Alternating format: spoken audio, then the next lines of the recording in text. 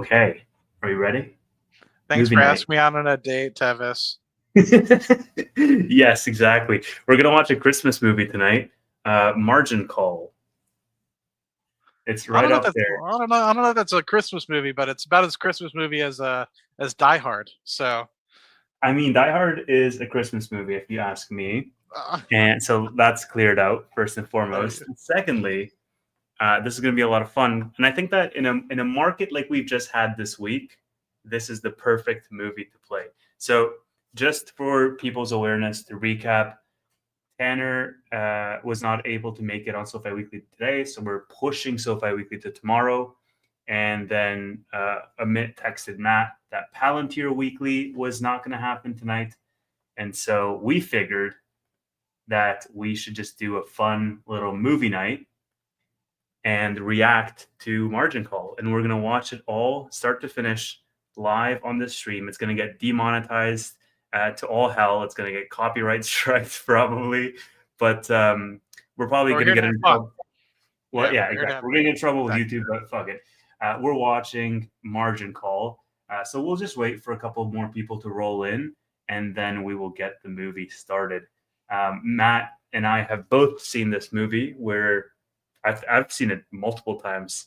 Um, it's one of my favorites, all time favorites, and it's like such a like. There's so many undertones in that movie that if you don't if you don't really understand the context, you won't get it. But Yeah, I've seen it a few times as well, but there's several scenes in here that I've watched like a million times. yes, So every time it comes on. So it's nice, interesting night. I got the Christmas tree behind me. It is snowing out here in Pennsylvania, so it's literally been snowing for the past 7, 8 hours. So that's pretty cool considering I haven't seen good snow in quite some time. So it's nice that Tevis asked me out on the perfect date night. okay. Anything else that we want to add, Matt, before we get the movie started? I love how you just keep skirting that. Before we get started, no, I'm just kind of curious. What other movies would other people? I've been really bad about. I'm not as bad as Amit, but I'll just put it out there. I've been watching a lot of movies lately. So, if anything, I've been watching a lot of series on Netflix, Amazon, or anything. So, if anybody's got some good ideas as to what some good movies are that have come out recently that I need to see, then for sure let us know what we need. Yeah, you're gonna need some popcorn. I have some popcorn to my right. Um, yes, yes, we should watch High School Musical. If you want OG Zac Efron, then definitely watch High School Musical. Um, okay, yes, stocks and chill, exactly. All right, let's do this, Matt. Hopefully it works. Honestly, let me know if you guys can hear this when I put it up. Okay. Yeah, Boiler Room is also a good one. Love to watch that one. I've seen that one like so long ago, where I don't remember. I know Vin Diesel's in it. I don't remember what happens in it, There it but is. Do you remember that Ben Affleck is in it? no, What about I gotta, I gotta rewatch. Giovanni Javisi? Or wait, G- what's his name? Regardless, sounds like we need to watch it. Yeah, exactly. All right, let me play this, and then let me know if you can hear this.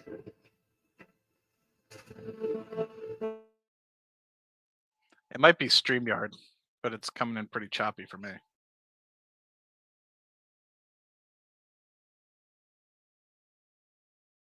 Not hearing it. You can't hear it? No, it's really choppy. I think it's StreamYard. Okay, hold on. I spy a pirate. Well, I didn't want it to lag because we could have just played it on Prime, but I was scared that I was going to start lagging. However, if you guys can't hear it, then we will play it on Prime and take our chances with the internet. Yeah, Giovanni Ribisi. Yeah.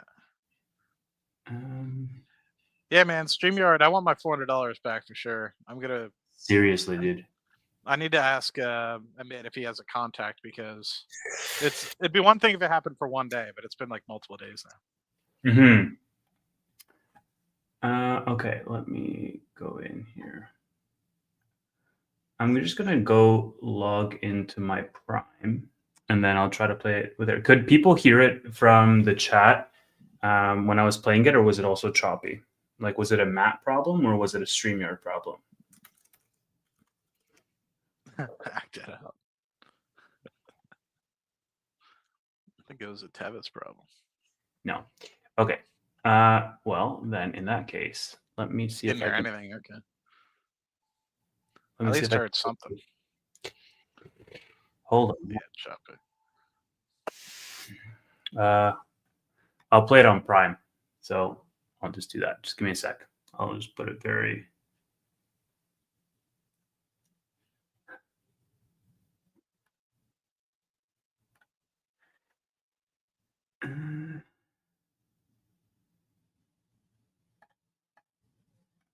Okay. Let's take a look here.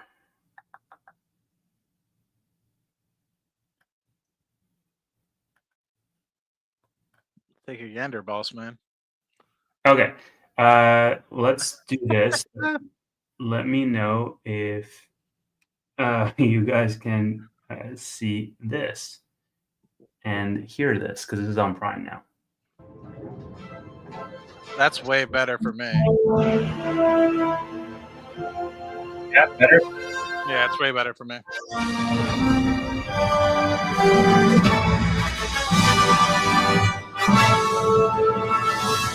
Yes, people in the chat can hear it. All good. All right, let's do it.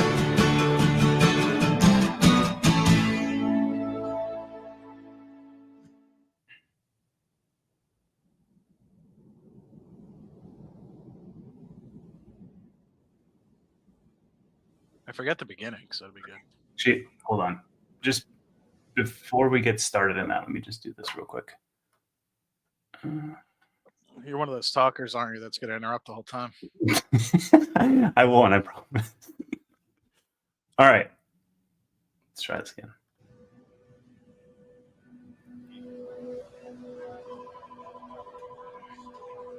You guys want subtitles or no?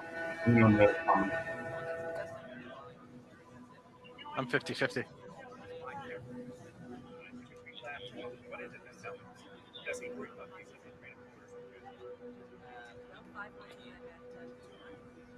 It's got great WM.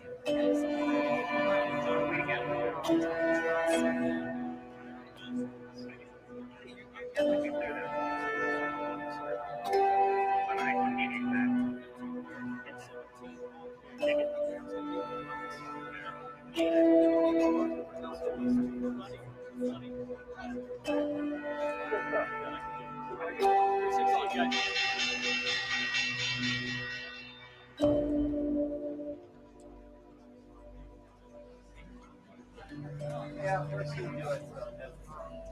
Okay, I'll be working with Ben. Thank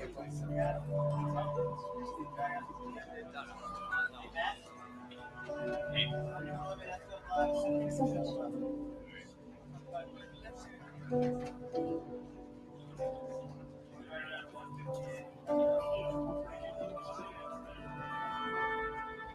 Is that them? Jesus Christ. Are they gonna do it right here?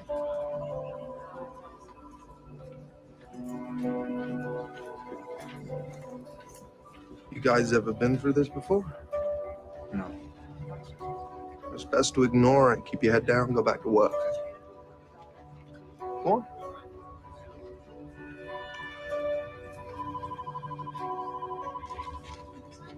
And watch.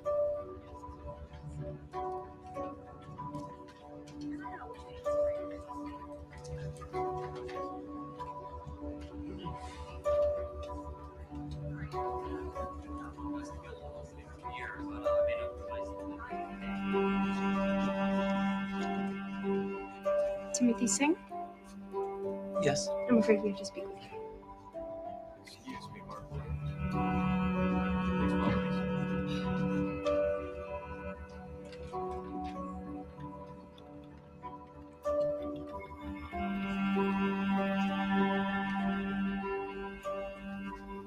Eric Dale?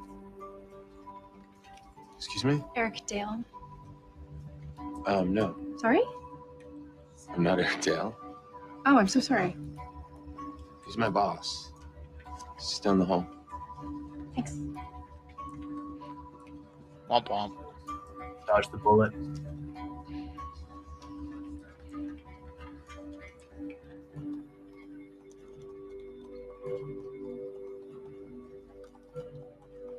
Excuse me, Mr. Dale. This way.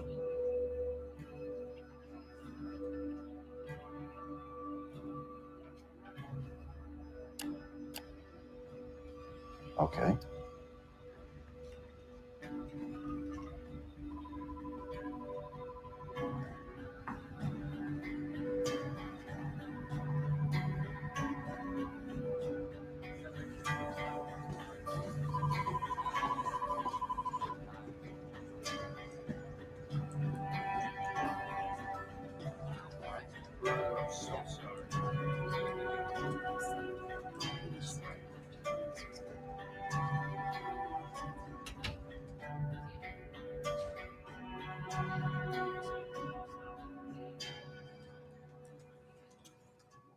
I am obviously sorry that we are here today, but these are extraordinary times, as you very well must know. Look, I run risk management. I don't really see how that's a natural place to start cutting We hope jobs. you understand It this doesn't- is in no way personal. The majority of this floor is being let go today. Ms. Bratberg is now going to run through the details of what the firm is offering. Okay. Mr. Dale, the firm is offering you 6 months severance at half your salary. You will keep all unvested options that you currently hold. Health will be extended through that period. You have until tomorrow at 4:47 to either take the offer or it will be revoked. Do you understand? Yes. Unfortunately, Mr. Dale, due to the highly sensitive nature of your work here, the firm has to take certain precautions for security purposes that may seem punitive in nature. I hope, considering your over 19 years of service to the check. firm, you will understand that these measures are in no way a reflection of the firm's feelings towards your performance or your character. I don't understand. She's apologizing for what's about to happen. Your company email, access to the server, access to the building, and your mobile data and phone service will all be severed as of this meeting. And this gentleman will take you to your office so you can clear out your personal belongings. What about the what I'm currently working on? I'm in the middle of something The that firm has worked out its transition plan and is prepared to move forward. But we do appreciate your concern. You think this is an outside service We I'm using? understand that this is difficult. And Good question. here is my card. It must be, right? Please contact me in the next 2 Probably. weeks if you need any assistance with this transition in your life. The boat. Sir. Have you ever been through one of these, Tabby? No. Pretty fucking stressful, I'll tell you that. Yeah, you have. Yeah. So what do you do here exactly? Yeah. You give him a pamphlet with a boat on it? Oh my god.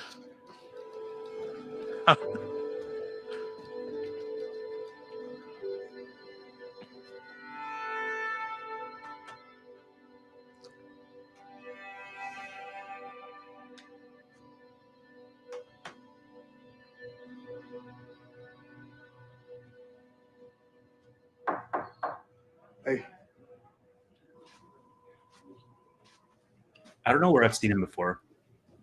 I'm sorry. you still alive? Uh-huh. For now. Congratulations. A beautiful mind. It was a bloodbath. That might be it. I heard. Listen, Eric. If there was something I could have done, I would have done it. I know. All right? I know. I know. Okay. I've been deleted, Just Tevis. tell me. Wait, what? Who was it? My stream has been deleted. Come on. Will? Rogers? I'm not gonna say, you know me. Robertson? That cunt. I knew it. I knew I shouldn't have fucking gone to her It last wasn't year. anyone. Eric, you know what it was? It was bad luck, and that's all it was. Yep. Yep. All right, well, good luck. Will, come here. I was just in the middle of a lot of shit right here that I think somebody needs to take a look at. Eric, listen. They're telling us everybody needs to get out of here. Just leave this stuff. And while we appreciate your concern, this is not your problem anymore.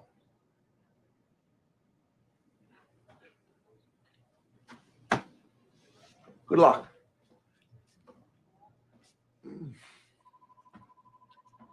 Thank you.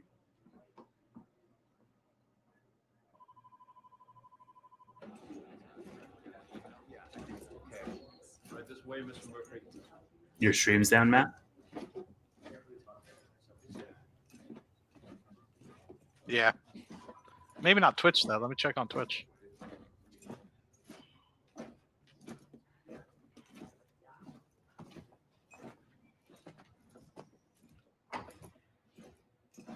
No, it's up on Twitch. Eric, I'm very sorry.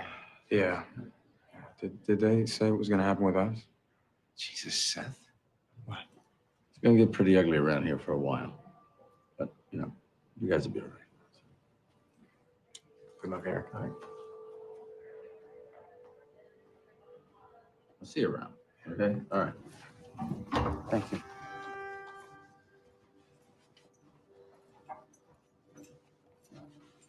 I think mine just came down as well.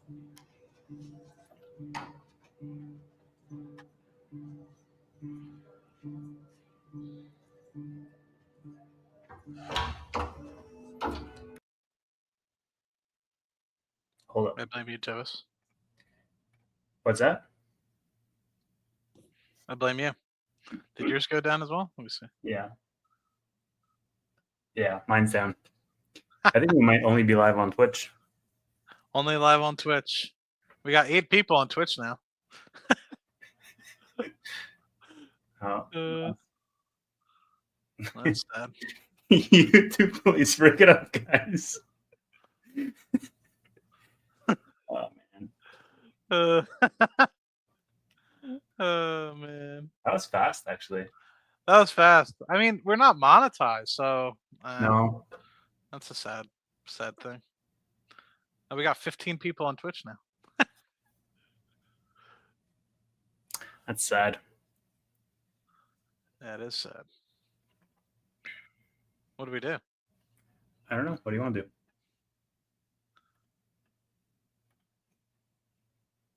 Oh, Friday night, nothing You dangerous. just let YouTube know. Yeah, we had to like report in our party. Like, Oh, maybe. Is it because I had subtitles on? Whoever told me subtitles was a good idea. what is that? What do you mean? Get out of here, Scrat. I don't know where because like my chat is still going, but it says stream unavailable. Is this just a chat? Yeah, it's the same with men. Yeah.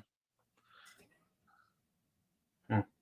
I just had 21 people just hanging out, chatting with each other. Oh wait, this is your chat. Never mind. Sorry. Mm-hmm. I thought it was mine. Well, now we got 17 people on Twitch. Do we? Yeah. Womp womp. We should have just done this on Twitch. Sounds like it might be something that we end up having to do. I don't know. I mean, I'm not monetized, so I don't understand what the problem would be. Oh, we're back, I think. Really? Yeah? Yeah, I think the stream is back up. I wonder if mine is. Let me see. Yeah, I think we're back. This is such a weird experience. It is a weird experience. Yeah, I guess YouTube doesn't want us to react to movies in real time. Let's see if mine's back. Mine's back too. Is it? Yeah. Shall I went to Twitch for a second?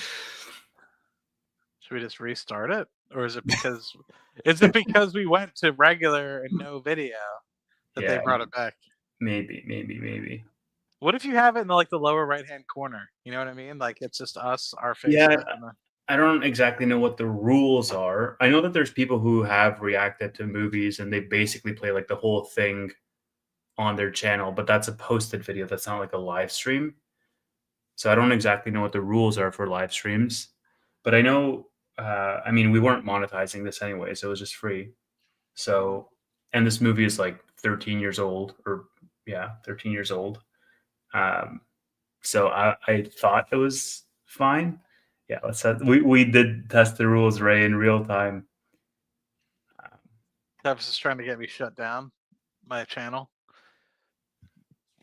This was Travis's yeah, see, like they have The Big Short free on YouTube. Right. So Yeah, I don't necessarily know. I'm sure once we get off the live, that they'll tell us. No, I'm not going to try it again. Not messing with that again.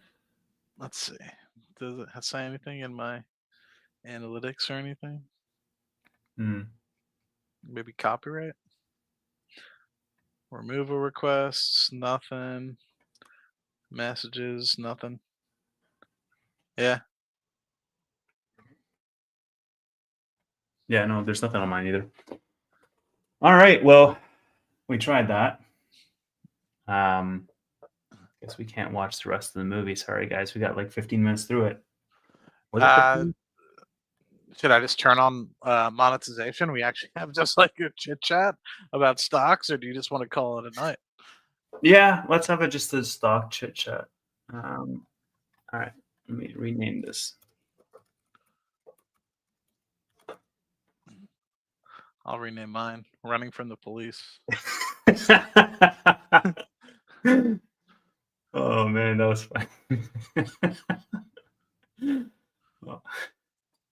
Dude, I don't even know what we talk about. Ugh. Running from the YouTube police. Help. That's what I named. Now I'm curious what. So what? Let's talk about how degenerate I was earlier today with my craziness. How about that? Every 12 minutes. How about that? No, you don't want to bring that up? Yeah, we can talk about your degeneracy. Let's see. Do I even have a good? I'm just reading the comments. Yeah, man. That's sad. I was hoping we'd be able to get a little further. I was getting into that movie. Yeah, I gotta read up on like what exactly the rules are, like, because I don't know if it was the subtitles or whether it was the movie being like too big on the screen, or it's just YouTube and we need to do it on another platform. Yeah, I'm not 100% sure either, but maybe they just didn't like our man love. Maybe that's what it was. Like this. You guys are watching a movie on a Friday night. Like I thought Tevis pulled women, but it is what it is. Interesting. So I want to hear more about your short wheeling strategy, because your short put wheeling strategy, because I saw you go on TJ's live stream and you've kind of done a complete 180, right? So you were earlier in the year, you had reached out to me and Steven, you had a dividend portfolio, and now you've kind of switched to, instead of having that dividend portfolio, you've now switched to kind of a wheel strategy. And so I'm kind of curious how that's going, one, and then two, what's the deal? How's it going? Yeah. So I basically check your email for this strike. Let me do that. Oh, here it is. Your stream was interrupted. Streams are interrupted when copyright content is detected. After copyrighted material is no longer being streamed, streams are automatically re-enabled. So it's because you enabled it and unenabled it. Interesting. Yeah, because I paused the video and we came back. Interesting. Um, but yeah, so I basically had a dividend portfolio at the beginning of this year, and then I realized that the returns from that dividend portfolio were not like anything crazy. And so, yeah, I know, super lame. Blame YouTube. The returns from that dividend portfolio were not really, great. They were good, for the standards of just like the market. If I had just been, investing in the S&P or whatever, but they weren't anything that beat the index by a huge amount, especially because in 2024, a lot of the positions that I had beat the market in my dividend portfolio. But I wasn't expecting that to be the case. So I switched over to running a wheel, and that has so far yielded much better results. But also because the market is on like a uptrend, and so that's pretty lucrative for me. Like I rarely have gotten assigned on cash secured puts. I did this week, but I have rarely in general on cash secured puts. But on covered calls, I just get assigned on like everything. So it is what it is, but it's still way more lucrative than I would with a dividend portfolio. And so do you think you're going to stick with that rather than the dividend portfolio? It's obviously a lot more time consuming. So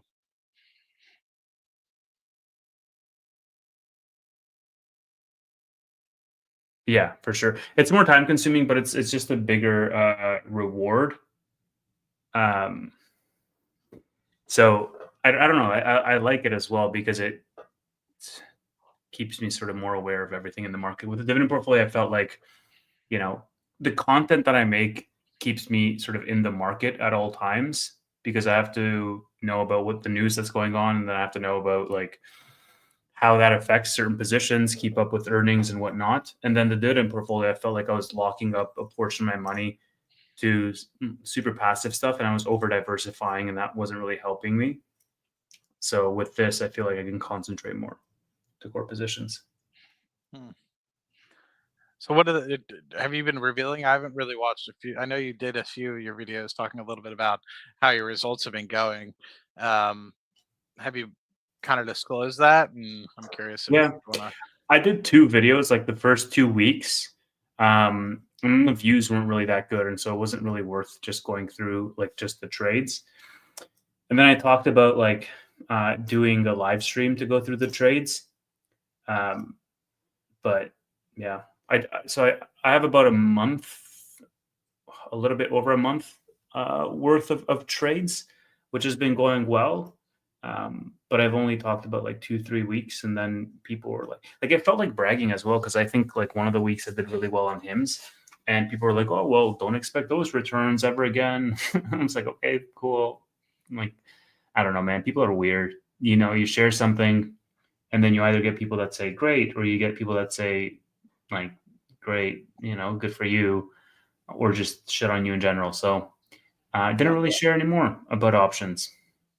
I understand that because back in 2021, when I was starting to share a lot about it, when I was winning, obviously a cash secured push or just selling puts works really well from a returns perspective when the market's going up and to the right. And so when the market kind of turned over in 2022, I wouldn't write about it as much. And so people just assumed that I was like hemorrhaging cash. And to an extent, I did get assigned some things, but Yeah. those were things that I wanted to be assigned upon anyway. So like things like TQQQ and just a few other items that I wanted to actually get assigned on.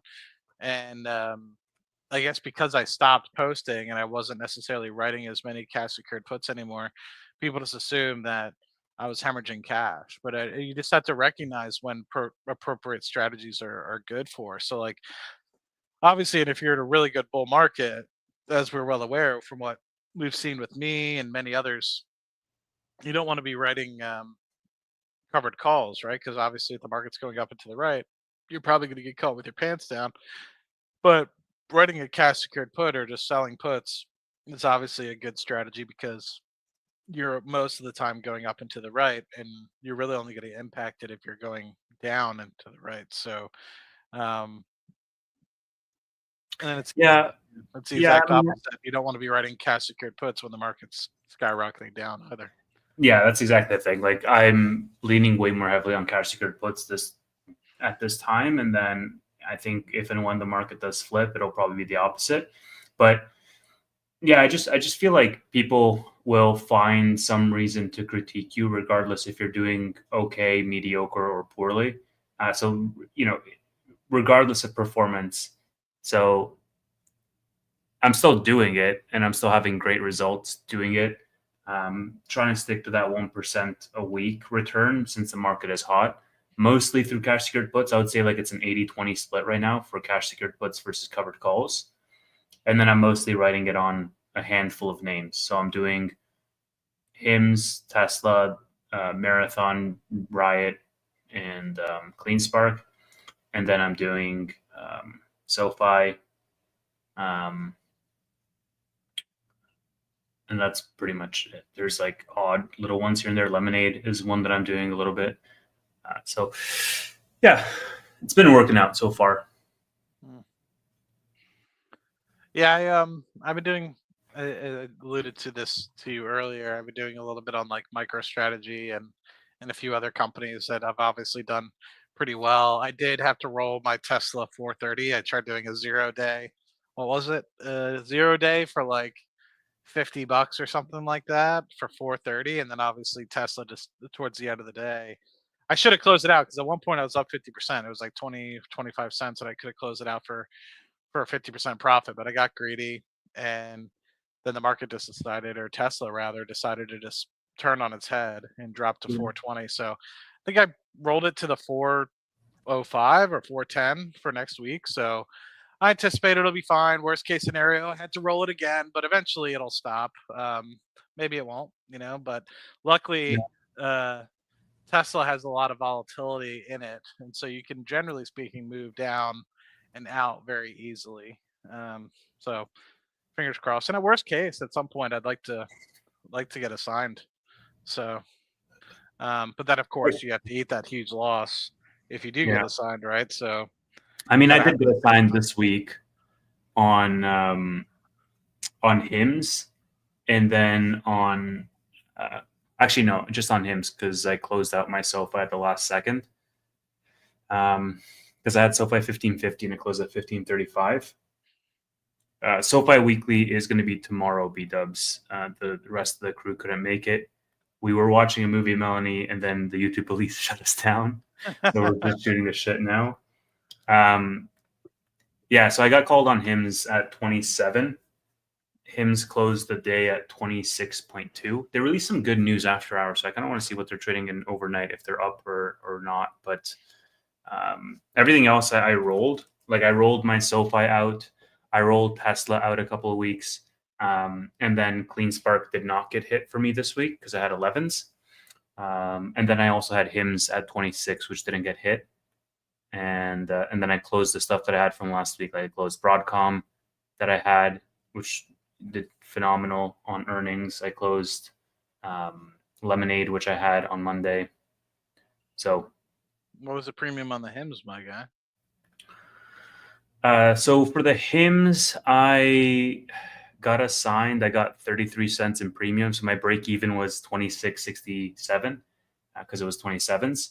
And so that's not worth it. Like technically I'm down money because HIMS closed off the week at 26.2. But I mean, if you look at it like that granularly, then yes, like I'm down money because I owned it at 27 and it's at 26.2. So even when you add the premiums, I'm down like $400, quote unquote, in terms of losses. But I like HIMS is a company that I want to own. I love, and like 10% of my portfolio is in HIMS. So I'm probably going to just write covered calls on HIMS as we go forward. And then the other HIMS that I had for 26, and that was 60 cents in premium that I got because I wrote that on Monday. So the cost basis fell to 25.40 for that, but HIMS closed above 26, so I don't get hit on that. That was about $550 because I wrote 10 of those. So yeah, I mean, if you add them all together, I'm still up because even if I'm down 400 on the 27s that I got hit, I was up 500 in premium on the 26s. So it all adds up in the end. But yeah, Hims is a company that I want to be owning, so I'm really not sad about it. That's why they pay the big bucks, my guy. I'm telling you. The news. What was the news? Somebody asked. Yeah, what news? The news was that Hims lowered their prices on GLP-1 offerings. So I'll share my screen. I'm still so bummed that our stream got shut down, man. I'm too. Hims lowered prices for weight loss solutions. So compounded GLP-1s, which were about $200 a month, are now $165, and then oral weight loss kit, which was $79, is now $69 per month. So it's getting more affordable. I think it's like the most affordable in the market. Definitely, one of the top ones in terms of affordability. Like and subscribe to these copyright criminals. Jesus, man. I've had stupid ideas, but that one I thought was not that stupid until it came down. Well, let Tevi talk me into it. Yeah, So I'm probably the stupid one then. That's happened multiple times. What if we both just got our channels completely shut down? That would suck. I would send you a cease and desist letter. Oh my god. Roy's twin brother, what? Oh. Oh man. Do we know Not a Lurker, or do you know them personally, or is it just somebody that's always in the stream? I've met him virtually. I've not met him in person. Okay. A bunch of these guys I've met virtually. They just show up on the stream. I know Not a Lurker is always on your streams and always banter back and forth whenever I'm complaining about you not inviting me to Bootleg Weekly, and he feels bad for me. Somebody has my sympathy, That's false sympathy. Nobody cares. You're right. Luckily, this is a one-story house. Otherwise, I would jump out the window. Although I could jump out the window, I just landed some snow. All right, you're up north now, hey? Yeah. I was on the phone with Matt earlier today, and he's like, "Oh, it's snowing." I was like, "In Houston?" And he's like, "No, I'm not in Houston." You wish I was in Houston. Because then I'd only be a 2-hour flight away from Cancun. We need to go back, dude. We need to go back. What movie were we trying? We were trying to watch Margin Call. So then YouTube Margin called us. Yeah. With our channels, and they straight up just shut us down. They did what they did to Stanley Tucci. They just basically just disconnected all of our phones, disconnected all of our internet. I mean, to some degree, it's kind of impressive. Long Google for that reason, but then the other side of me is like, oh fuck Google for that reason. Yeah, it is what it is. Somebody's asking what I think is the main narrative for January. I'm sure they'll have some sort of aggressive sort of commentary around Trump, the tariffs, everything that's going to be kind of impacted. The first 100 days, what is he going to be implementing? What are the executive orders? Because remember when Biden took over, the executive order of the day was the Keystone XL pipeline. What's going to happen? Is he going to shut it down? And he shut it down. So I'm sure there's going to be plenty of other things that people are going to ask him or expect him to vote upon. Whether or not he actually does all of it or some of it or none of it, I guess is the Trump trade. So I'm sure people are going to be wondering what exactly is going to be the stock to buy. I have mine. So wait, what's your Trump stock? Margin Call broke the Christmas spirit. Yeah, I don't know how much trouble I'm going to be with YouTube after this video goes down.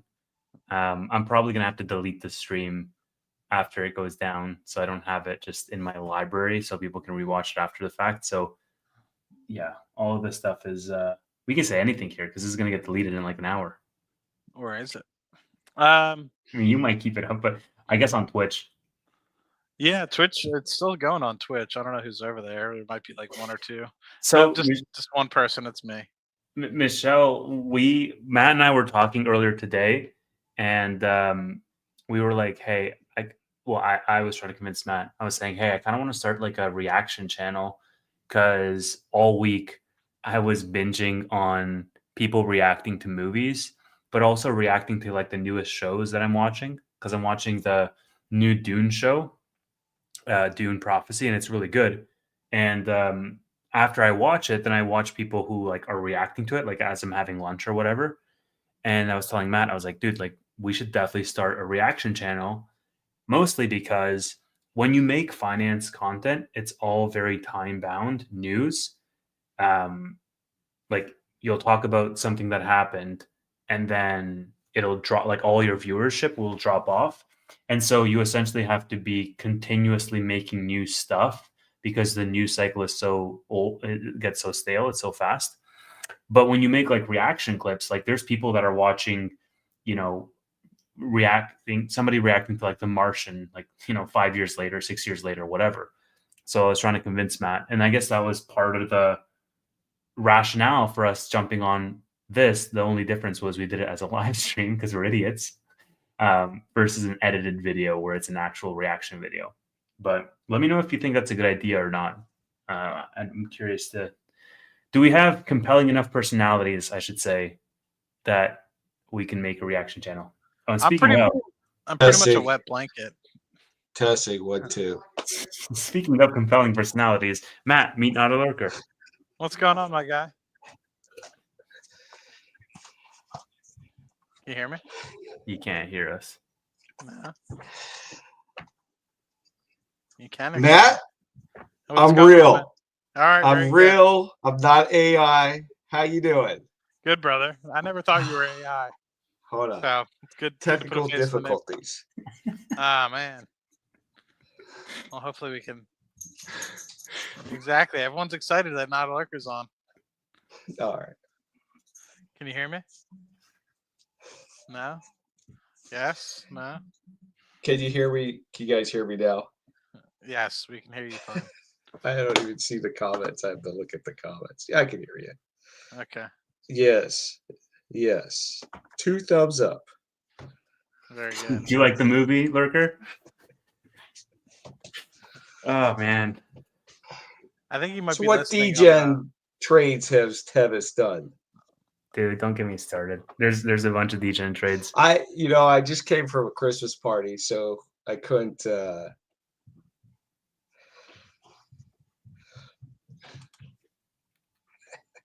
Not a Lurker's drunk as fuck right now, I think. Just turned up. I think he's listening on YouTube. I'll be He's not backstage a listening bit. I on have to streaming. fix the audio. Okay, that's what it is. You get Stanley Tucci instead. Oh, man. Yeah, I want to watch it too, right? So that's kind of the hard part is like you don't just want it to be a little thing on or like a mirror. Like I don't want any of that, you know? Yeah. Like I think we could do it on another platform where you could just watch it with somebody, like with a live audience, and then afterwards we can clip it. I got to read up on what the privacy policy is because I wasn't sure that. Because I would imagine for newer stuff it would get taken down, but I was like, oh, this is like an old movie, older, I guess. Well, it's confusing to me because you actually have the clips on people that it's not like it's owned by. Yeah. Like I forget who created. I guess I'm just gonna say Universal, right? But it's not like you have Universal that posted the movie, so you'll be able to see like 5-7 minute clips, and those aren't flagged, those aren't taken down. So I'm kind of curious why us streaming it would, especially when it's demonetized. But yeah, I don't know. I think it might be like the live stream aspect of it. Yeah, it might be. But I have no idea. But I think the idea still stands. Like I still want to explore it as an idea because I just think, again, I've been trying to think, okay, what are some things that we can make that's evergreen content that's essentially doesn't expire with time, because if we were here talking about, I don't know, FedEx splitting, that gets old by next week. People won't care anymore. But if we're here being like, hey, do you remember when these guys reacted to Margin Call? You can always pull that up. Yeah. You know. Yeah, that's what we should definitely do, the Twilight series, because I never watched it. I've never watched them either, actually. So perfect candidate. That'd be number one. We should watch Dumb Money. Have you seen Dumb Money, Matt? I have, yeah. Yeah. Have you? Yeah, I watched it too. Yeah. Trying to think what other ones are on there. I mean, we were talking about do you do some of like the HBO series and stuff like that?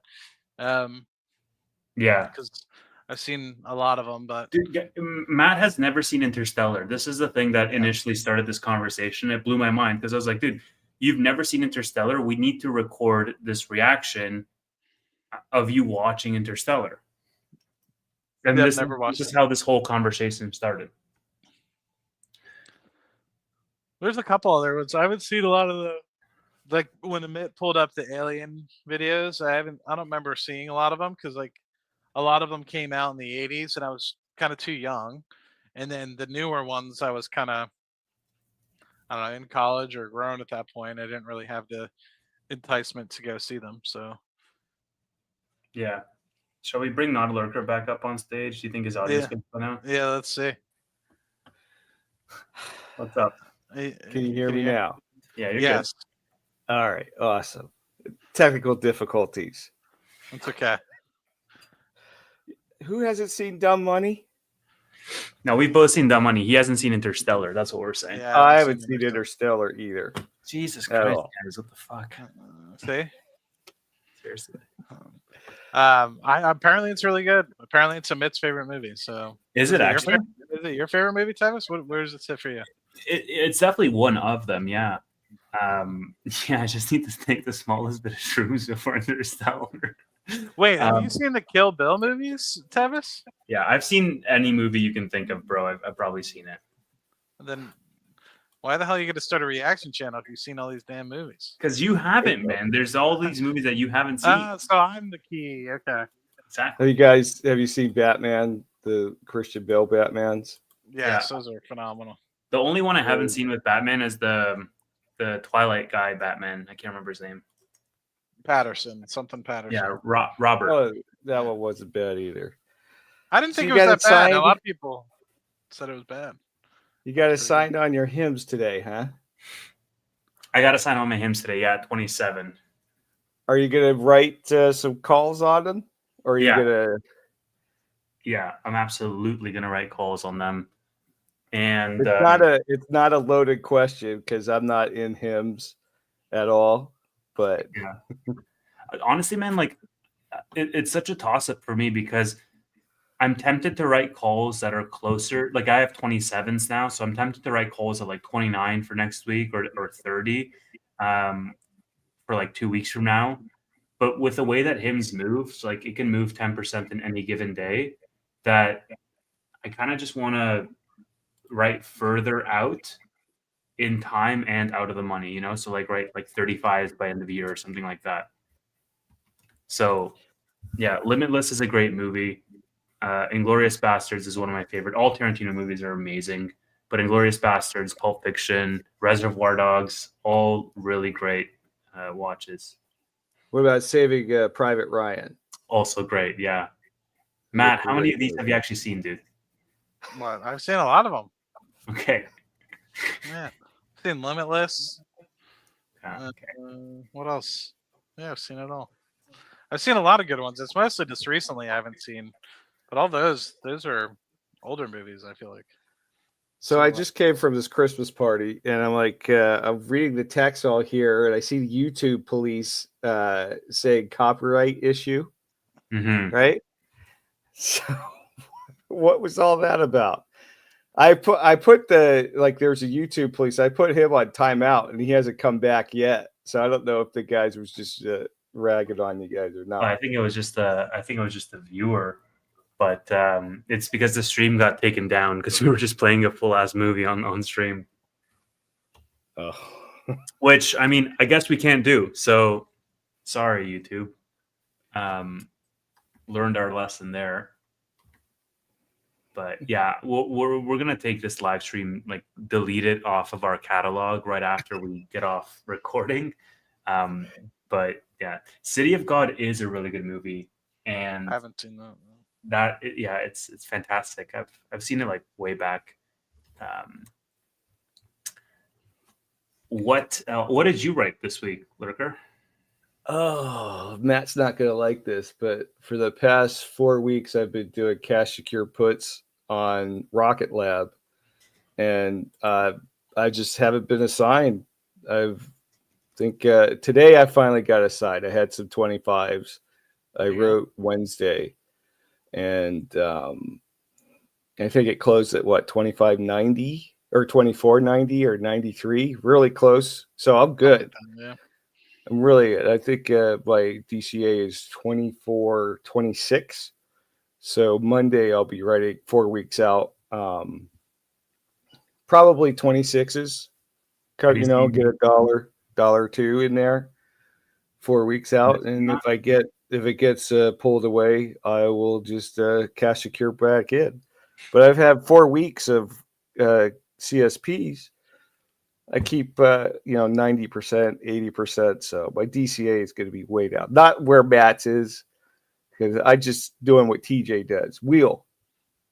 Right? But Matt has a DCA that's naturally low because he bought low, not because he's wheeling his way down.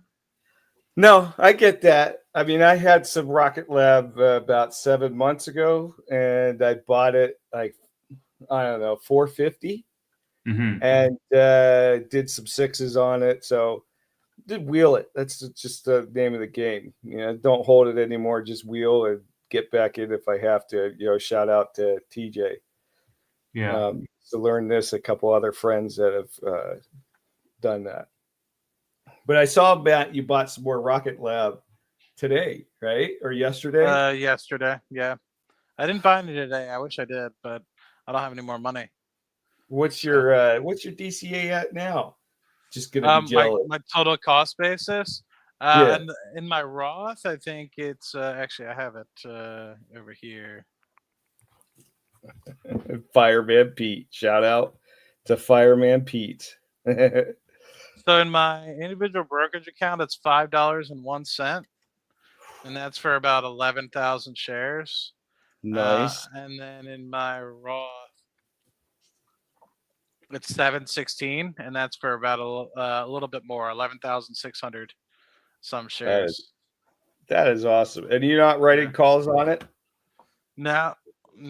I do write cash secured puts on it. I buy some calls. So whenever we had like a pullback, I forget when, but it pulled back. It wasn't like, I think it was right after 3Q. It jumped up to $24 or something like that. And then after that, it like slammed back down to $16 or $17 a few days after. And I sold some in the money puts. So I sold a 40 for 2027 and I sold a 25 for 2027. I collected a couple grand in premium and I used that premium to buy some long calls. And that was pretty smart because then the stock went up to like $28. So, and obviously it's retraced obviously since then, but those puts that I sold in the money have obviously can't come down a little bit in value. Obviously, they're January 2027, so there's not as much theta decay as I'd like. But yeah, I think that those will be good ones, right? And my thought process on that is that I'll probably always roll it out in time, just to capture a little bit extra premium and potentially buy more long calls, slightly in the money or slightly out of the money. So that's kind of my MO is. I think in the next month or two, we should start to see some some July and December 2027 start to appear. And so I might roll those out to capture just that little extra couple $100 in premium to see if I can buy some more long calls. So nice. I wish I had my $5.50 Rocket Lab, but it's okay. Just no regrets, acceptance, move on, and keep going. Yeah. You know, Tevis has done some degens. I'm like, what is he thinking? But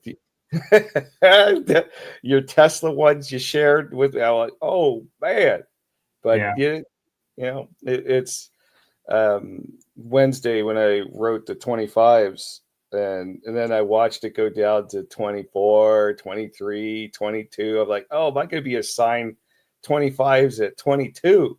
Then I just have to work my way back out of it. But Yeah, I mean, honestly, man, like it's not. I don't know. It's not the end of the world. Like you get assigned, you still get assigned good companies that you want to be owning. And if you don't want to get assigned, then just roll it out, man. Like, I could roll up and out, or I can roll up and down, depending on how I feel, right? For Tesla, right? Like I would have a cash secured put that's in the money, and then I could still roll up and like down $5 for next week and still get a net credit for it. So it's not.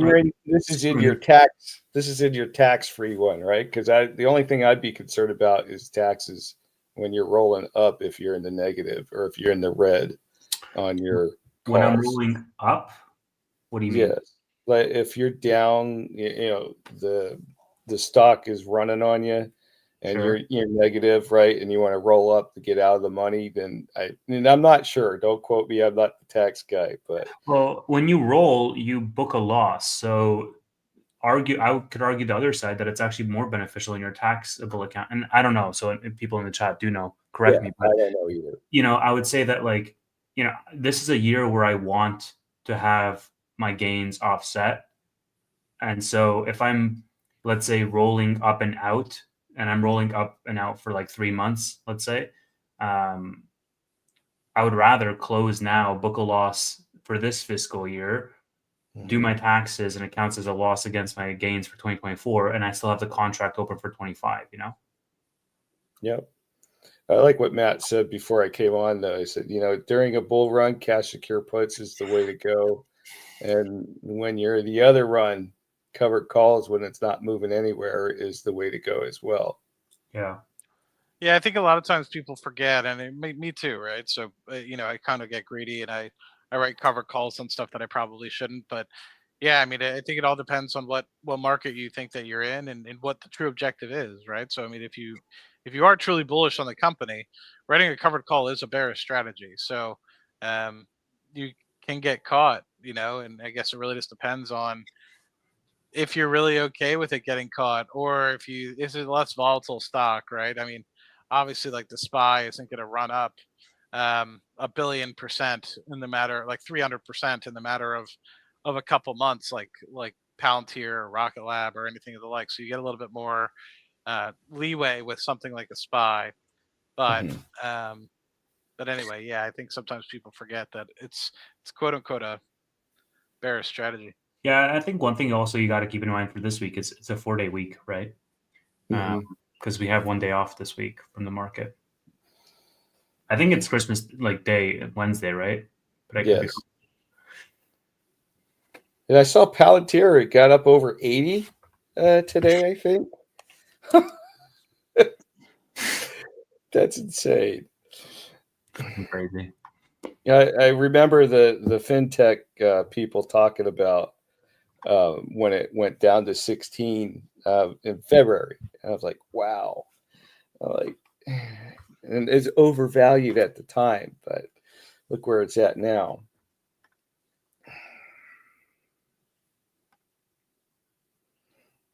Yeah, I don't have a good quality camera, so people are saying that I look sick. I am sick in the head, but I'm feeling pretty good.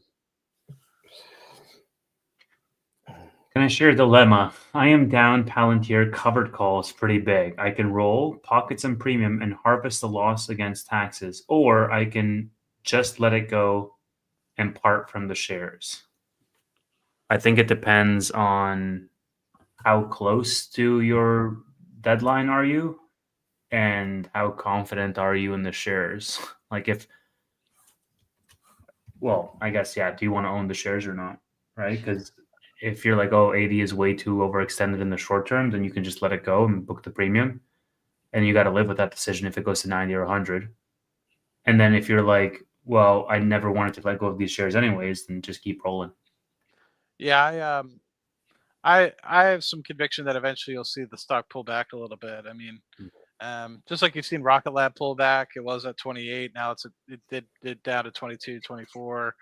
Yeah. Maybe it's on its way back up to 28, but I just have a strong feeling that, it's overrun, right? Rocket Lab's a little different, right?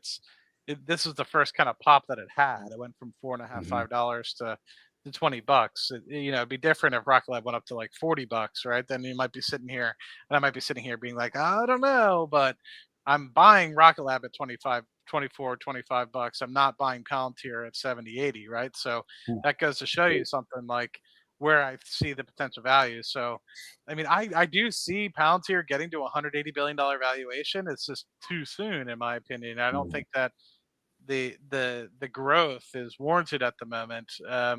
I think that if there's any misstep in the full year 2024 earnings call, which should be the first Tuesday of February, which is generally the first Tuesday or first Monday of the second month of the quarter, is when they have their earnings call. So if it's early February, if they have that call and they miss and they don't hit above 30% year-over-year revenue growth, then I feel like the stock will take a big tumble because it's already being super valuated out in time.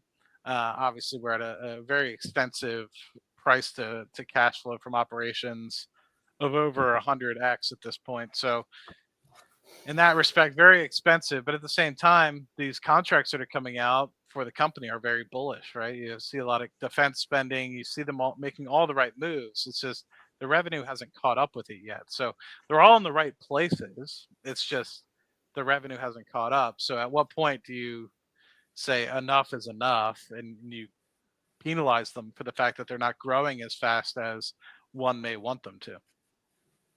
What's the strike? Sega, was it Sega 72? What's your strike and when's it expire? Who Payush said a little bit too much to drink. I think he's gonna roll. He's gonna roll. Yeah. I don't know what Payush is saying. Strike 75, so it's in the money already. I mean, that's not that bad. 75. 75, you're golden, bro. You're fine. It's fine. When does it expire? Well, it didn't expire today, so the earliest they get us is next week, which is like you're still fine, dude. Like I would hold that out if it's next week until Friday before rolling. Yeah. They can totally pull back to 75 until next week. But yeah. If you have longer time frame, then I think you're fine. Yeah, and if it is short, like let's say it is expiring next week and you're at the 75, then let's see, it's worth 20. It's a big loss for profit on the shares. Yeah, you should be fine. Yeah, I don't know. Property 5 times. Dude, Yeah, get back into it. Cash secure put, let it go, and cash secure back in with that profit. I wish I had your problems. Yeah, how 24 hours? Sorry, go ahead. I was just gonna pivot us, but go ahead, finish your thought. No, I was just gonna say. I mean, I'm not one to want to let a stock go and wheel it. I'll how do I say this? I wheel more for income rather than and if a stock gets assigned on something I want to buy. But generally speaking, if I hold shares, I don't ever really want to let them go. Right? That's the reason why I'm writing cash secured puts on it anyway. So I don't let go of positions as easily as say maybe TJ does, and that's not a hit on TJ, right? That's just his game, and that's okay for him. It's just for me, if I'm writing cash secured puts on a Rocket Lab or Palantir, it's because I want to own more shares of the company, and so that's why I'm writing it.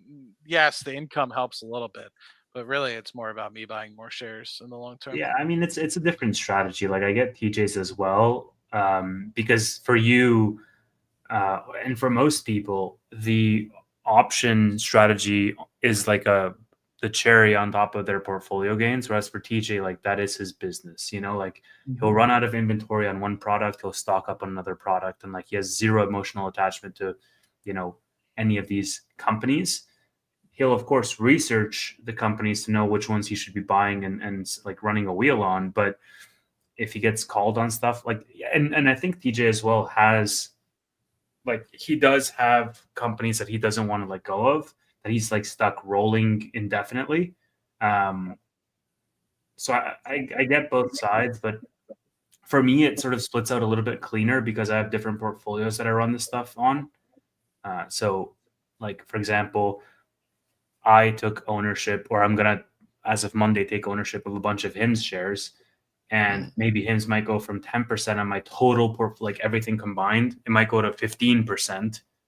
But then those shares there that I got assigned at 27, I'll let them go at like 28.50, and say, thank you for that little bit of profit plus the premiums on both sides, and keep it going, and like have zero. Even though I think that HIMS is going to go to 40, 50, whatever, like I have my long, and I think having it split like that takes away pressure from my core holding, but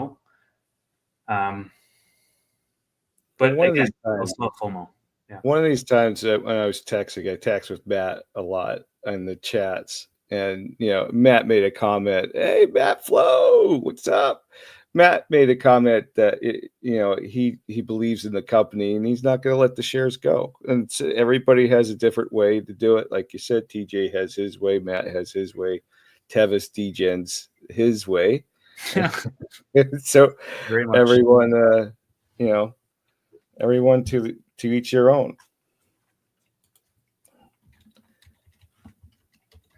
Yeah, Rocket Lab has crazy premiums. I have made money on Rocket Lab recently, writing cash puts, although it's not like in the core positions that I start wheeling.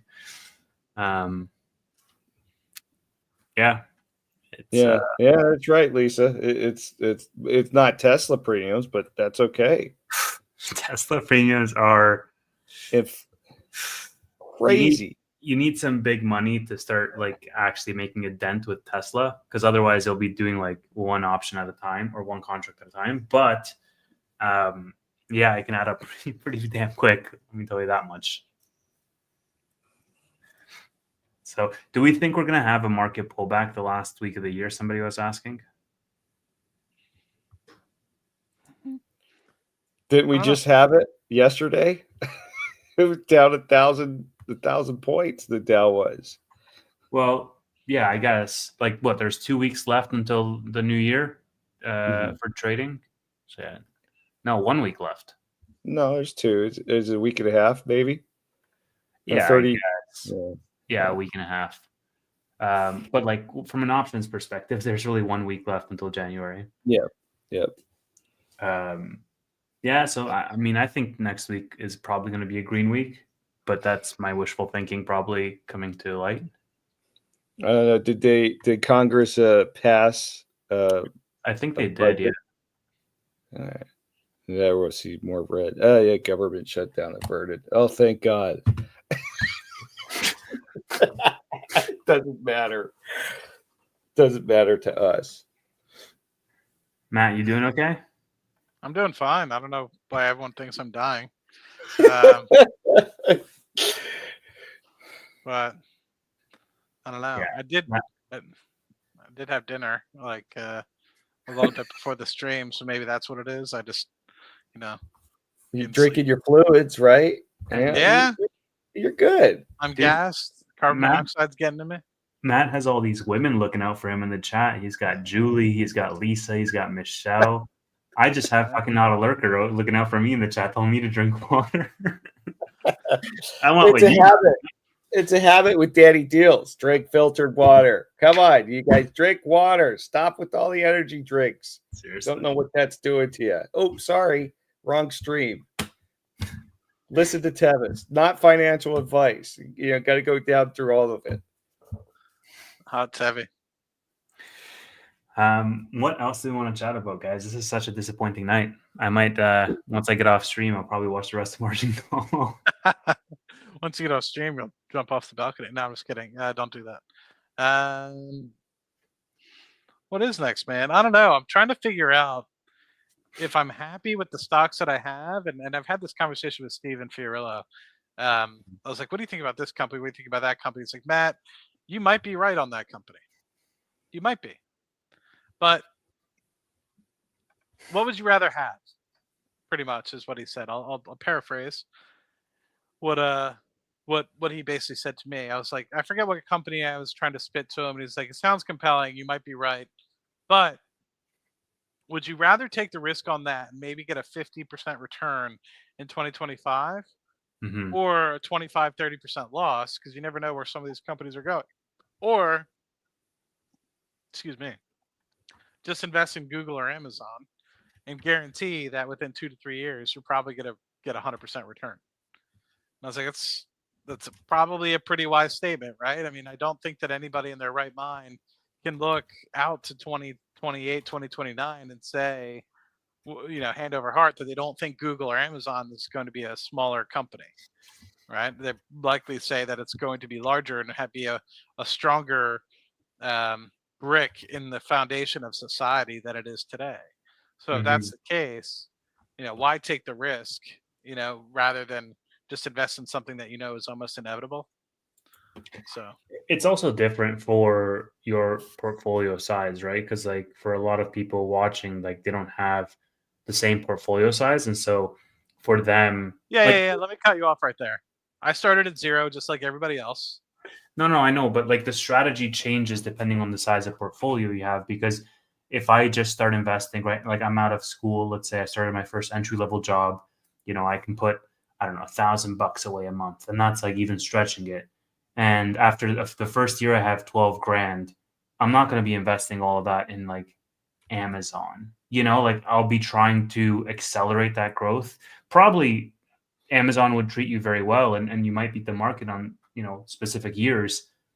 But my point is that Amazon and mega caps are where people go as a safe haven, not necessarily like the Palantirs and the Rocket Labs are where they go to make money, and that carries risk with it.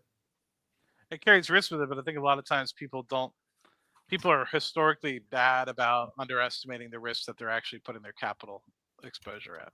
Yes. And I think that people think that they can be just as good as Warren Buffett because he's an old fart and everybody can beat an old fart.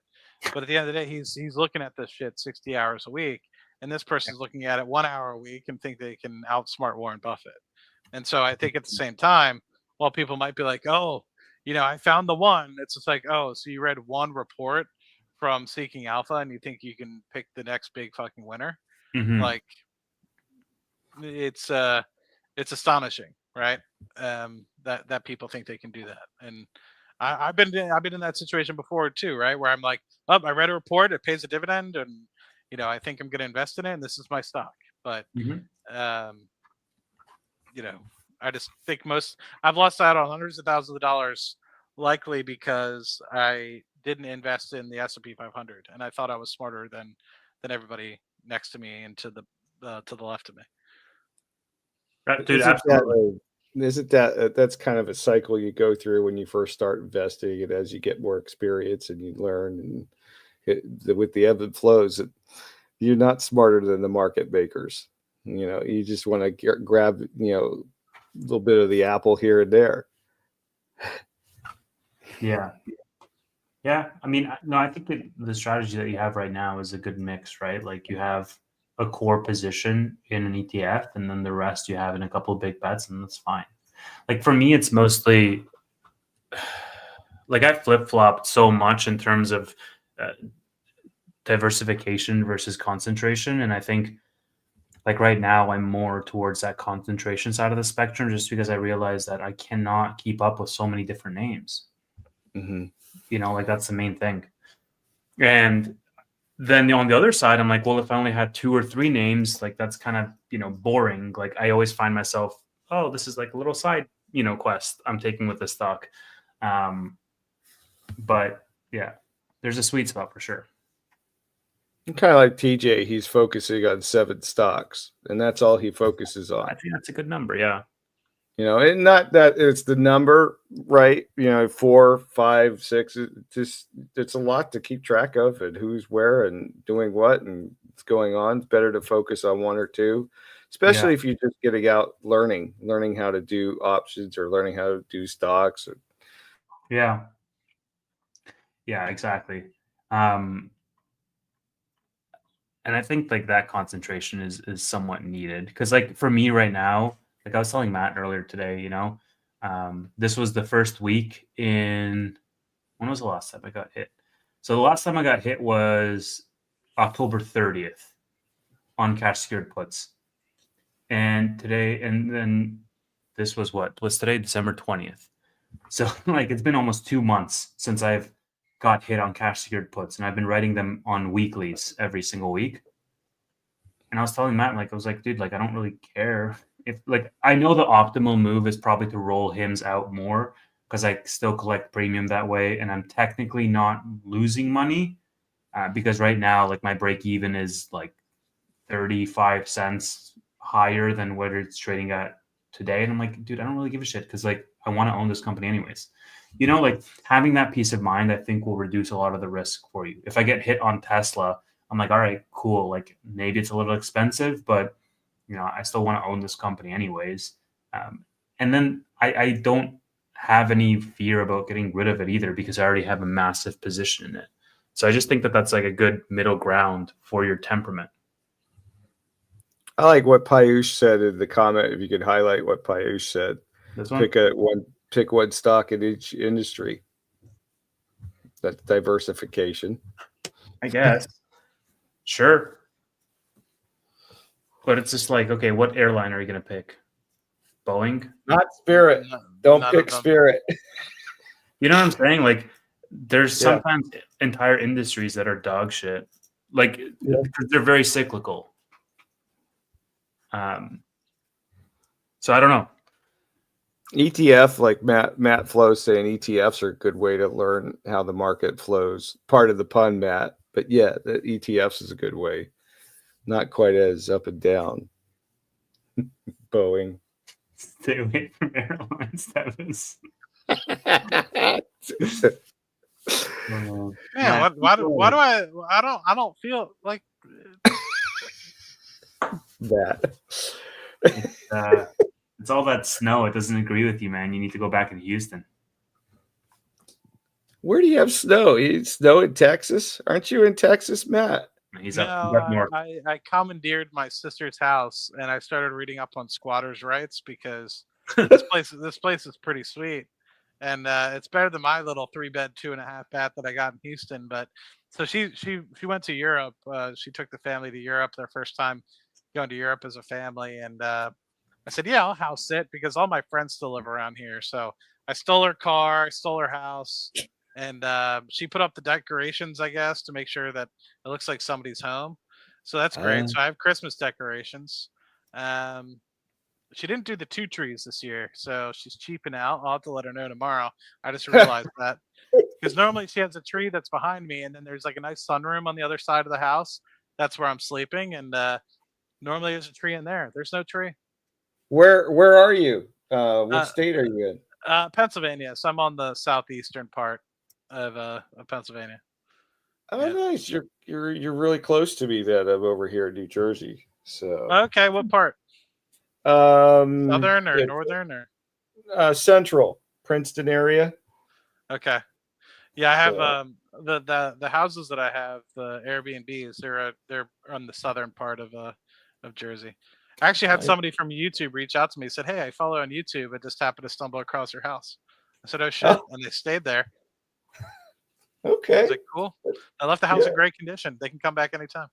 Yeah. So. Yeah, I need to do a U.S. tour to meet people in different states because I'm sure there's people that watch in all kinds of different states. But I need to visit Texas to hang out with Matt and Roy and all the people that are making content out in Texas. There's a bunch DJs out there as well, and need to visit New York to visit Steven. Go in the winter to Texas. Don't go how is it in the winter? Does it rain or no? A little bit. It's a lot more tolerable. I mean, Dallas gets snow and Austin gets a little bit more cold, but we're out by the coast, and so generally in the winter, mid months, it's like generally speaking 40 to 60 at worst, and then like the past week it's been like 75. So. All right, let's answer this. What do you guys think about the 24-hour exchange starting in February? When are we going to sleep? I mean, when do you sleep right now? You have crypto 24 hours. Hmm, I really good don't. point. I just wonder how the options will That's be, I was just thinking that too. because When like will the option play? You know, would the we just premiums have be to like? set limits. Would the premiums be way better? Would they have lower time frames? Like, can I do semi-week contracts? Like, what? I don't know. You have to set limits on it, and if it goes, it goes. I guess. Who's doing 24-hour? Oh, I think it'd be interesting because, like, some stocks already are 24 hours, like Tesla and them, and the companies that have the liquidity to do so. But I'm curious what's going to happen to the companies that don't have as much liquidity. Well, is it all brokers are going to offer this, or because I know in the U.S. like Robinhood does, and the Robinhood people can already do this, but will international people, like, will people like for myself, for example, that I'm out in Canada, will I be able to do this? Because I can imagine that brings a whole bunch more volume to the game if everybody can do 24 hours. I don't know. I don't know either. I'll be writing 1 hour DT Yeah, right. options. Yeah, how would that work with a volatile stock like Tesla? You know, Not well, just based off my experience today. yeah, there's Matt Flo. Sounds like me, honestly. What, they're not going to even remember what they did the night before because they're so toasted. That's funny. Like, what time is it?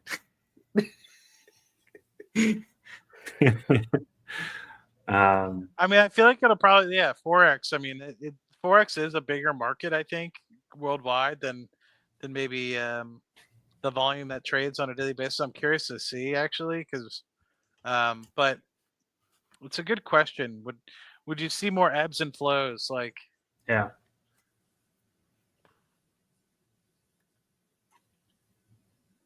because the Asian markets might open at certain times. I I know don't- some people look at that. They're like, Asian markets open at X time for Forex, so we have to start trading at X, Y, and Z because there's generally speaking an influx of capital. And I don't know. I don't know much about the Forex side of things, but it might be more like that. It's a good point. I don't think that options will stay normal. Like, the volatility will definitely change around. Like, you have double the amount of time now where basically the stock can move up and down. So I don't see why, like, premiums just should be higher. Right?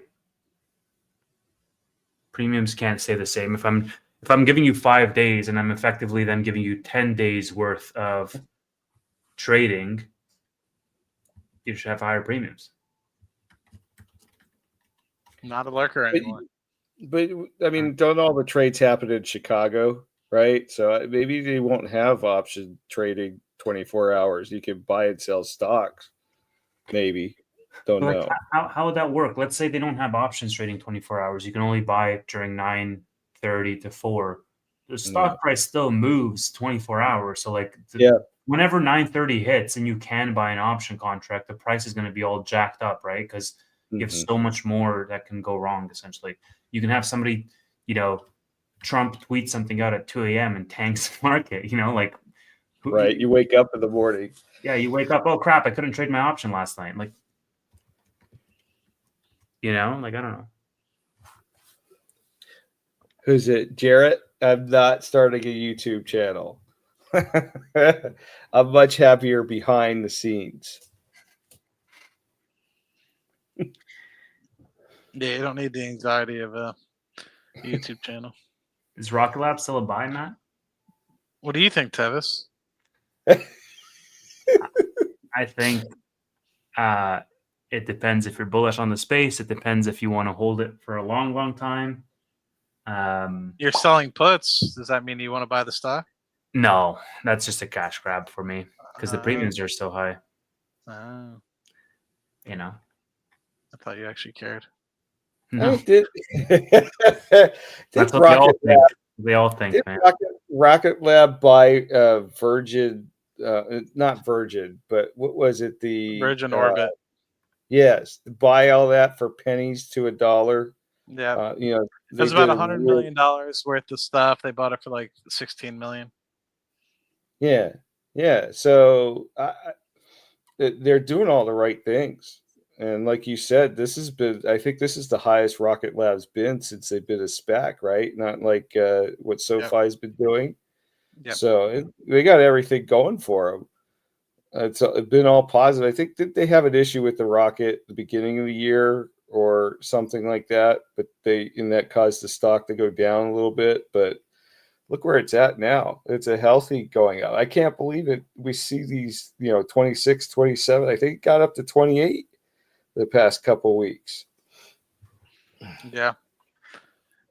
No, I mean, I think that I personally see the stock as $100 billion stock in the not near future, I guess, but in probably the next 10 years. And so it, to me, it doesn't make sense to sell the stock here because it's going to go up about 10 times from where it's at right now.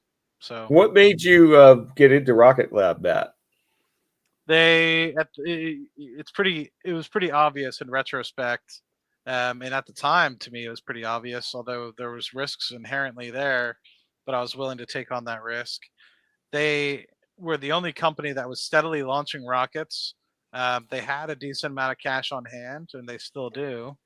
And to me, if you're going to trust in any company, one that is consistently launching rockets and has a little bit of money on hand is probably the one to trust rather than somebody that hasn't launched a rocket and has no cash on hand. So there was a lot of people that were extremely bullish on companies like Astra, and a few other companies that were out there that didn't have any capital, nor have they had any launches in the past. Well, Rocket Lab's been launching rockets since 2017, and so by the time they actually SPAC'd, they were on to like launch number 20 something.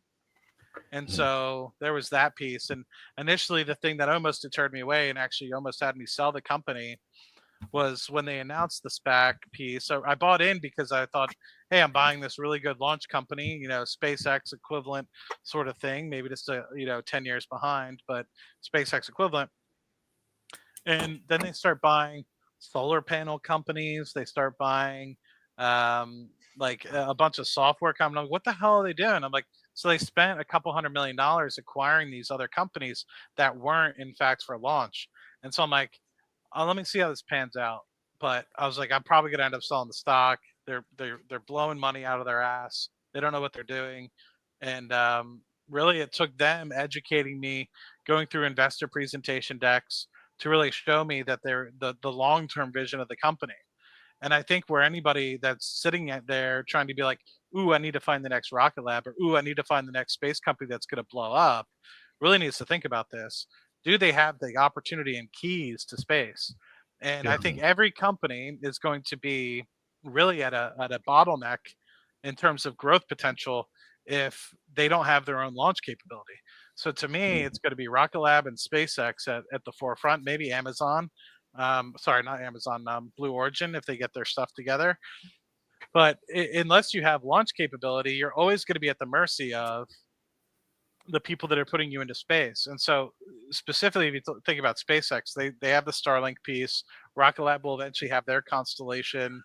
And then there's going to be other companies that are going to be competing for SpaceX and Rocket Lab's time to be able to get into space. And so when it comes to long-term satellites, they'll never have the capability and gross margin to be able to do it because Rocket Lab and SpaceX can do it for a fraction of the cost. So anyway, I hear they also have the cap call. Did they do that this past year? I don't know exactly what the number is. Like they've been talking about with SoFi. So it's a healthy company. Just from hearing. yeah, Right? I mean So, they have 500 million on the balance sheet, and they're burning about 30 million a quarter, 40 million a quarter for now until they launch the medium launch vehicle. And so once they launch the medium launch vehicle, which will be in the next six months or so, maybe 7-8 months if they don't delay it, they have 2 quarters. So within the next 12 months, probably next 120 million dollars, they'll be able to be cash flow kind of positive and actually start generating some gap profit. And so once that's the case, then you could actually get to a point where they can go get normal debt rather than having to do stuff like cap calls like they had to do in the past. So I'm very bullish. I mean, they have plenty of capital on hand to be able to get them to where they need to be before. At the moment, from what the CFO says, they don't plan on diluting anymore. But of course, if some opportunity comes up that might be too good, that they didn't necessarily have in the plan, then they might do some more dilution. But from our conversations when I've interviewed him more recently, he said there's no more plans to do any more dilution. That's also the cash secure wheel my way into free shares and then move on to something else and let the Rocket Lab sit there in the back and do its thing. So, yeah, this is a funny question. So why is Rocket Lab unlikely to go bankrupt? Because they have money, and nobody else fucking does. So if you look at everybody else's balance sheet, Astor went bankrupt because they had no money. Virgin Orbit went bankrupt because they had no money. A lot of the other companies, Velo 3D, etc., are all going bankrupt because they have no money. Who has $500 million in the bank? Rocket Lab. Guess So it was at least, yeah, it is an easy question. So you look at the cash burn rate, and you say that $500 million, on the balance sheet. Well, they got a crap ton of quarters to be able to make it. So I mean, maybe they don't. Maybe something happens, and in 3 years' time, they're running out of cash. But just based off the current burn rate and where they're at, I don't think they even need to do the cap call transaction. I think the reason why, at least what they stated, was they figured if there was an opportunity to do acquisitions, if anybody went bankrupt, the poor environment, there's more people that are going bankrupt every day. So just like the Virgin Orbit thing, if you could pick up $100 million worth of equipment for 16 million, that $500 million coffer now gives them the opportunity to. Hey man, I'm gonna go bankrupt any day now. I heard. But there's no competition for Rocket Lab either, other than SpaceX, right? If they ever go public, and obviously, I'm getting tired now. But yeah, I mean, it's why Rocket Lab, taking out the capital piece. Who else this year has launched vehicles other than Blue Origin, SpaceX, ULA? And to answer, very few other companies, small companies, have launched anything. So would you buy some SpaceX? It depends on the valuation. The thing that I do see with SpaceX is I see the revenue, but I don't ever see the profit statement. So their revenue is very strong; it's growing very well, but I don't know what kind of gross profit they're making from it. Yeah, they're also super crazy expensive. It's like what, 300 billion, something like that, compared to Rocket Lab, which is a fraction of a fraction.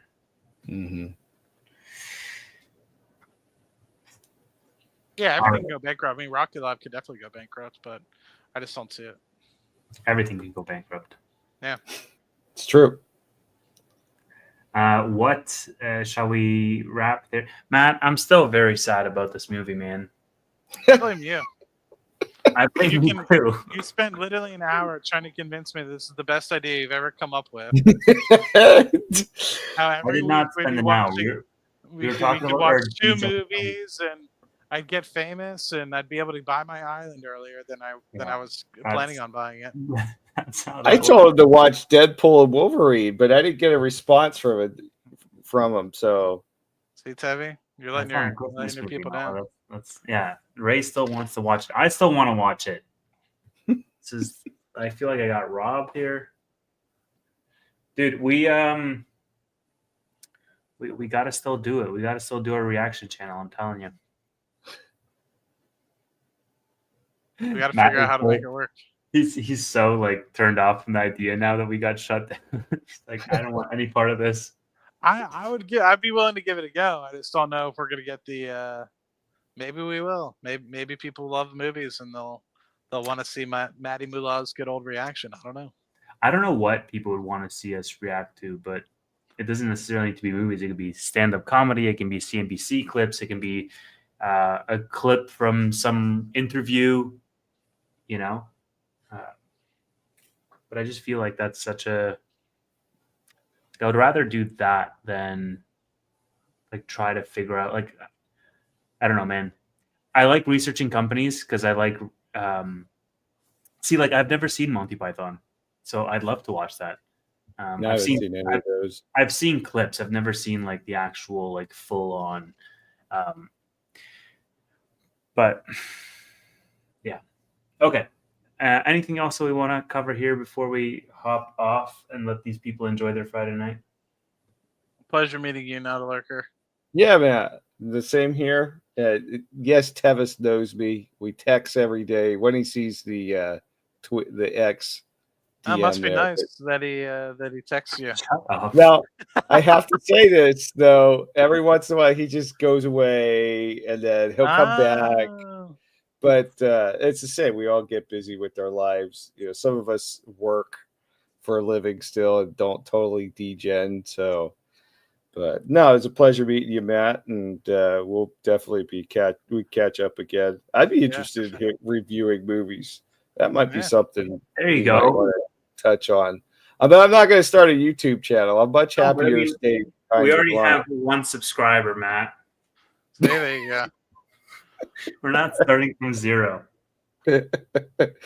Whatever, Shanad, if you're going to delete this. I wanted to go back and watch the review, watch what happened the first 20 minutes. But no, this is getting deleted like immediately after. Uh-oh. Looks like Danny Deals just dropped in here. There you go. The ceiling fan has been moving. Maybe it's a green screen. You don't know. With the Christmas tree. Yeah, the Christmas tree is a green screen. Dude, I don't even have any Christmas decorations in my house. It's like so depressing here. Jesus. But that's because I'm not doing Christmas here. I'm Mr. Grinch. Traveling. Where are you going next, Tevis? I'm gonna go. I have a flight to Europe for about 3 weeks, so I'll be spending some time with some family and stuff, and then just doing a couple little trips in between. And I'll be back here at some point in January. But for the next little while, I'm gonna be doing streams on the road, so it'll be fun. Feeding on us. Okay. And on that note, sorry, June, you did miss us. We're actually just about to close shop. Hey, June! Now that June's here, we can go. Let's all close it out. Yeah. We can restart the movie. God damn it, YouTube! All right. Thanks everybody for watching. All right, guys. This stream, special limited edition stream, because you're never gonna be able to see it again. That's why I came on. This is the only time you're going to see Not a Lurker, and then I'll go back in the background again. There you go. Thankful for your insights, Matt. Scroll back and forth. All right. See everybody. Bye. Bye.